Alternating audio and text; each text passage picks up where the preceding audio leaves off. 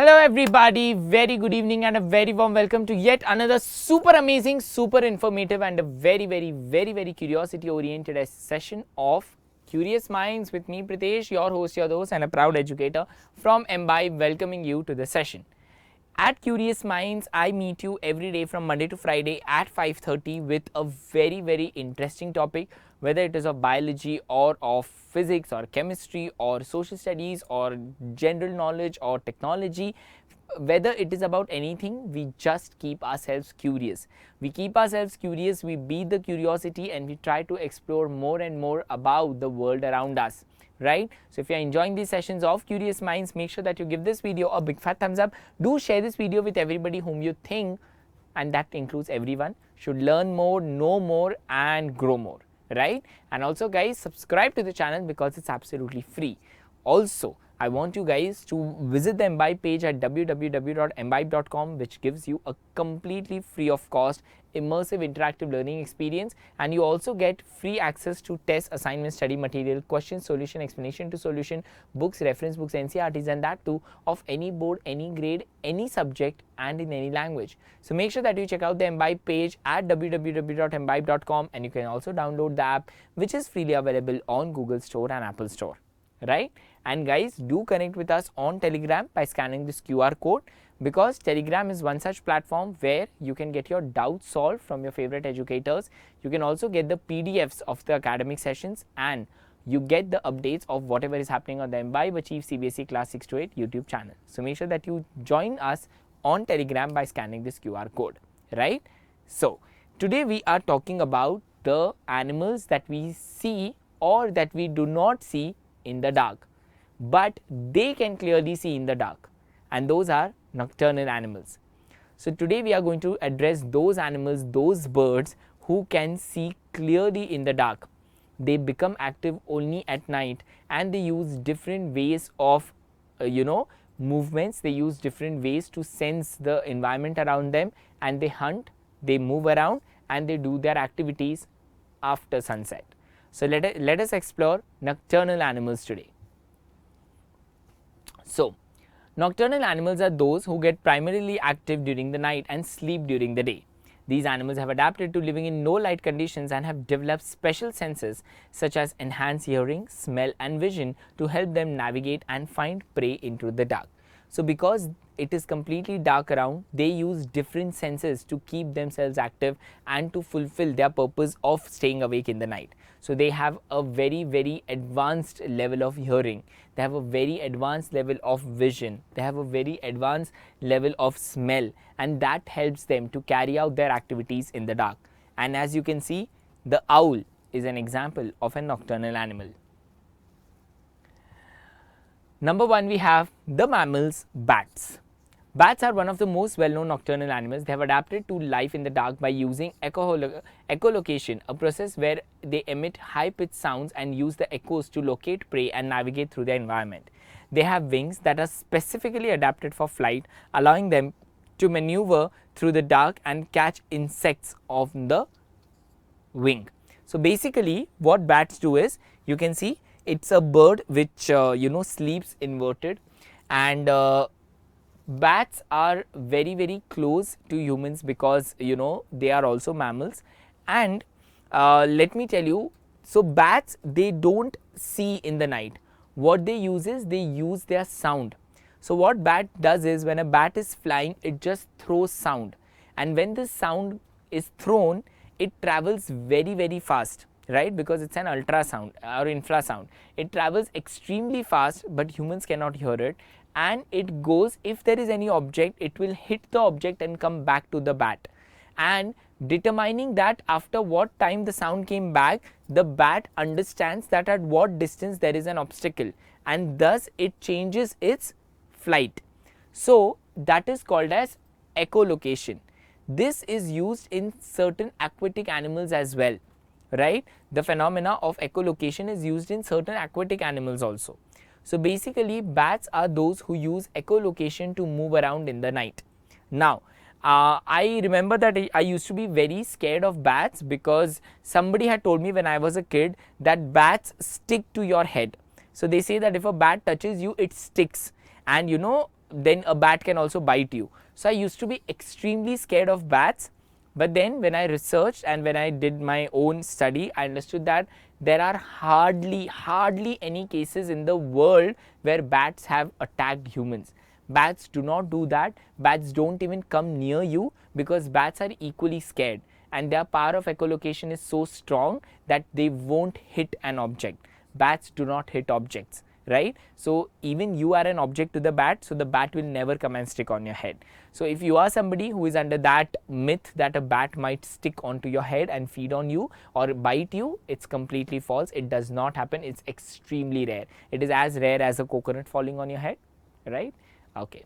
Apart from that, bats are also vectors of many diseases like the Nipah virus, which had originated in India. I don't know whether it originated or not, but it was definitely there in India, in Kerala especially. It came from the fruit bat, right? So there are bats of different categories. There are bats who feed on fruits, there are bats who feed on different animals, there are bats who feed on insects. So basically it's a bird, so it is an omnivore, right?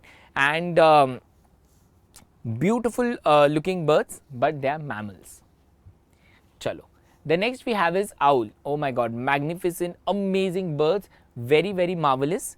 Owls are another common nocturnal animal. They have several adaptations for hunting in the dark, including large eyes, and they have very large eyes. They are specially adapted for low light conditions. Owls also have feathers that are specifically adapted for silent flight, allowing them to sneak up on the prey without being heard. Few days back there was a video that I watched on social media where they had recorded the flight of the sound of flight of different birds. So they had an eagle, they had a pigeon, they had a crow, they had a sparrow, and then they had a owl. So what they did in that experiment was that here was a platform and here was another platform. Okay, ये वाला कहाँ गया? ठीक है, just a minute. Yeah. So here there was one platform. Oh, why is this happening? And here there was, okay, something is wrong over here.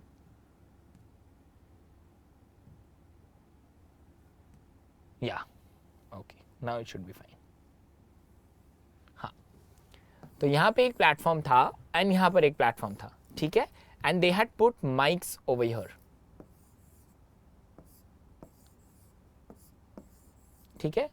So here the bird was sitting and the bird flew from here to here, ठीक है? And these were all mics to record the flight of the bird. So when the bird flew from here to here, they recorded the sound. You will not believe that the owl who flew from here to here at such low distance from the mic, there was no sound. So owls literally fly without any sound. So there a owl might have just gone over your head and you won't even realize that the bird has gone. It has such a silent flight. It is an extremely secretive bird. It camouflages so well. It is so beautiful, and I'm sure you all would have you all would know the beautiful white owl that Harry Potter had. So owls are extremely silent in their flight, and that makes them a very good predator. They feed on worms, they feed on certain, different kinds of insects, and it's a beautiful bird. I remember I had seen owl for the first time when I had visited the Bharatpur bird sanctuary, which is in Rajasthan. It was beautiful. It had so nicely camouflaged itself on a tree that there was no difference between the tree and the owl. But then the guide was smart enough and he helped us to spot an owl. After that, I have spotted it many times in the night. So yeah, if you are, if you are active enough in the night and you go on the terrace, I'm sure you will spot an owl somewhere going around. So owls are very common though.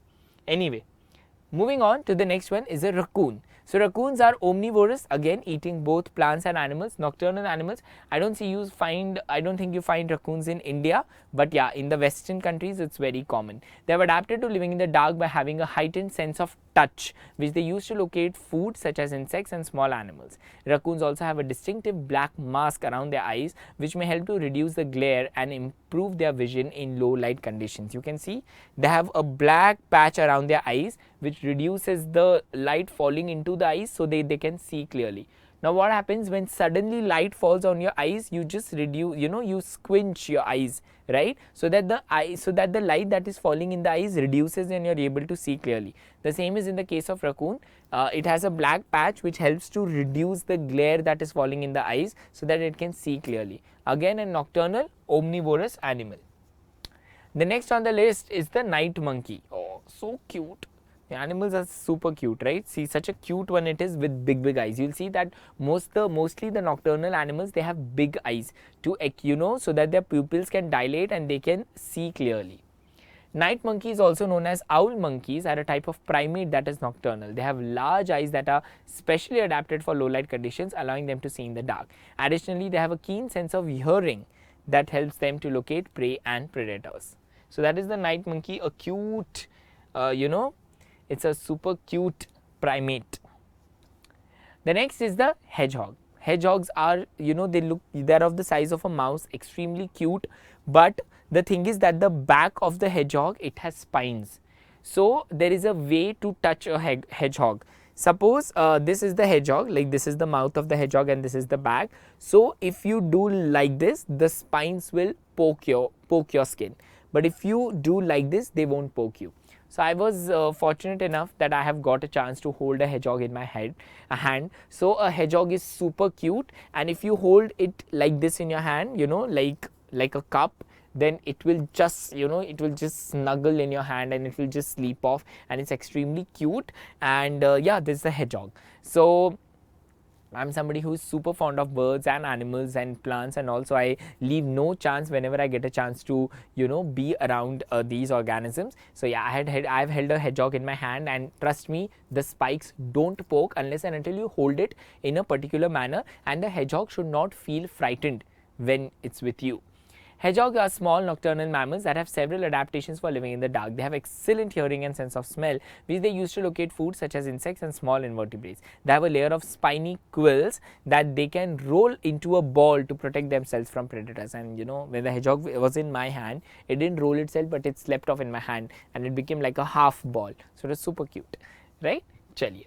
The next one that we have is fireflies. Again, few days back, I was in this beautiful place which is also called as the Scotland of India, and that is Coorg. And I was, I just happened to go on the terrace, and there were so many fireflies there. So fireflies are amazing creatures. They just light up the environment around you, and there are so many poetries, there are so many beautiful things written about fireflies because they are such a beautiful insect, but unfortunately they have a very low lifespan. Fireflies are types of beetle that are active at night. They use bioluminescence to communicate with one another and attract mates. They have light organs in their abdomens that produce a chemical reaction, creating a glow light. There are so many animated movies also where they have shown that they have got a bottle of fireflies, and when they open the cloth, it's the room lit up because of the fireflies. It is even in that Journey to the center of the earth or something like that, starring Dwayne Johnson, amazing movie where they have the Atlantis and all. But anyway, coming back to fireflies, again beautiful nocturnal beetles, and yeah, lighting up the night sky, not sky actually, lighting up the night environment around you. So that was about fireflies. And the last on the list is sugar gliders. Sugar gliders, you can see over here, so amazing. They are like a square with a tail. So sugar gliders are small nocturnal marsupials. They are adapted for gliding through the air. They'll just move around in the air. They have a membrane called the patagium that stretches between their front and hind legs, allowing them to glide from tree to tree. They also have large eyes that are adapted for low light conditions. So these are called as the sugar gliders. Such a cute name and such a cute looking animal. Again, it is a marsupial, somebody from the monkey family, right? Chaliye. So we explored the owls and the fireflies and the owl monkey and the hedgehog and sugar gliders and so many, and bats and so many different other animals and birds which get active in the night, and that's why they are called as the nocturnal animals. Remember one thing guys, any nocturnal animal will have large eyes because the pupil can dilate and it can accommodate more and more low light so that it can see clearly. Apart from that, all the nocturnal animals, they will have one strong sense. Either it will be of smell or touch or hearing anyone to recognize or to understand the environment around them. Okay.